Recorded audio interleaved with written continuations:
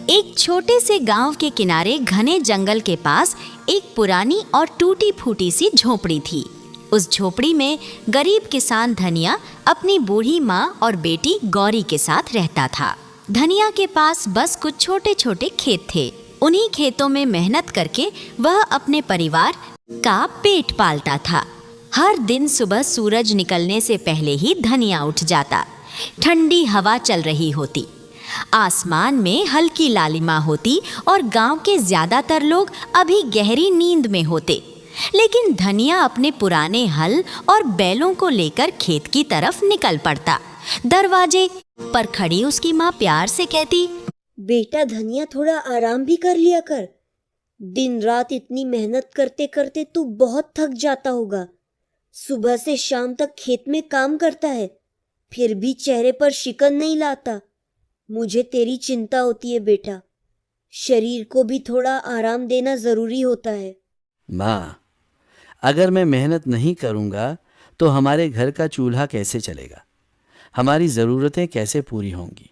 मुझे पता है मेहनत मुश्किल होती है, लेकिन यही हमारी ज़िंदगी का सहारा है। जब तक मेरे हाथ पैर चल रहे हैं मैं मेहनत करता रहूँगा ताकि आपको कभी किसी चीज़ की कमी महसूस ना हो। तभी उसकी बेटी दौड़ते हुए आती और कहती, बाबा जल्दी वापस आना, मैं आपका इंतज़ार करूँगी। देर मत करना, मुझे अच्छा लगता है जब आप जल्दी घर आ जाते हैं। धनिया अपनी बेटी के सिर पर प्यार से हाथ फेरता और खेत की ओर चल पड़ता।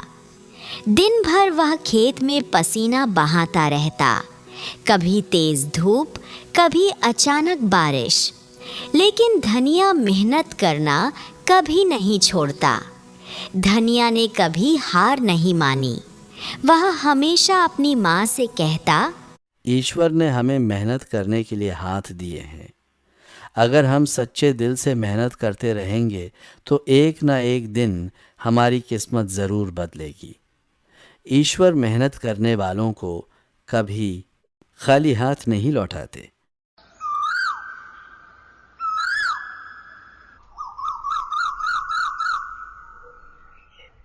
बाबा आज मैं जंगल के किनारे से कुछ लकड़ियाँ लेकर आई हूँ ताकि घर के काम में थोड़ी मदद हो सके। अकेली गई थी बेटा? जंगल के किनारे अकेले जाना ठीक नहीं होता, वहाँ खतरा भी हो सकता है। हाँ बाबा, मैं अकेली ही गई थी। थोड़ा डर तो लगा था लेकिन मैंने हिम्मत रखी।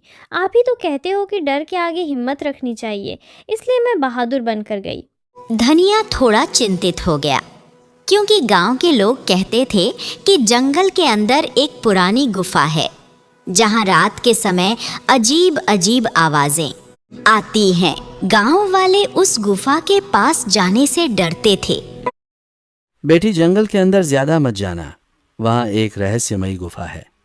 लोग कहते हैं वहाँ कुछ अजीब होता है, इसलिए उससे दूर ही रहना। धनिया भले ही गरीब था, लेकिन उसकी मेहनत और ईमानदारी पूरे इलाके में मशहूर थी। उसके छोटे छोटे खेतों में उगने वाली सब्जियां और अनाज हमेशा बहुत अच्छे होते थे। मिट्टी भी जैसे उसकी मेहनत को पहचानती थी। वह अपनी फसल में कभी कोई मिलावट नहीं करता था, ना कोई दवा ज़रूरत से ज़्यादा डालता, ना ही लालच में आकर अनाज में कुछ मिलाता। यही कारण था कि जब भी धनिया अपनी फसल लेकर बाजार जाता तो उसकी सब्जियां और अनाज पलक झपकते ही बिक जाते। अगर सच में शुद्ध और अच्छा अनाज चाहिए तो धनिया से ही लेना। उसका अनाज हमेशा साफ सुथरा और बढ़िया होता है, इसीलिए गांव के लोग उसी पर भरोसा करते हैं। मेहनत का सही दाम मिल जाए, वही मेरे लिए बहुत बड़ी बात है। मैं ज़्यादा दौलत या बड़ी बड़ी चीज़ों की चाह नहीं रखता। बस इतना चाहता हूँ कि दिन भर की मेहनत के बाद जो अनाज मैं उगाता हूँ उसका सही मूल्य मिल जाए। अगर मेरी मेहनत से मेरे घर का चूल्हा जल जाए और मेरे परिवार का पेट भर जाए तो मुझे लगता है कि मेरी मेहनत सफल हो गई। मेरे लिए सच्ची खुशी और सुकून इसी में है कि इंसान ईमानदारी से मेहनत करे और उसी मेहनत की कमाई से अपना जीवन चलाए। इसी वजह से गरीब लोग भी अक्सर उसी से सामान खरीदते थे। लेकिन गांव में एक बहुत बड़ा और अमीर व्यापारी था। उसका नाम था लालाचंद सेठ।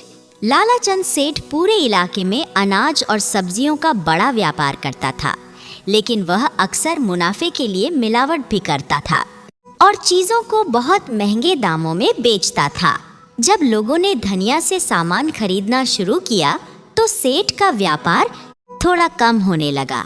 ये बात उसे बिल्कुल पसंद नहीं आई। एक दिन बाजार में उसने धनिया को देखते ही ताना मारा।